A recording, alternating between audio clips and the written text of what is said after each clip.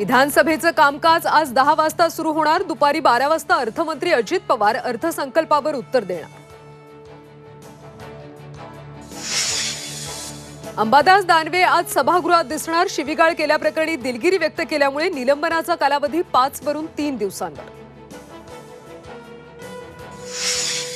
विधान परिषद निवडणुकीसाठी अर्ज मागे घेण्याचा आजचा शेवटचा दिवस। 11 जागांसाठी 14 उमेदवारी अर्ज। निवडणूक बिनविरोध न झाल्यास घोडेबाजार होण्याची शक्यता।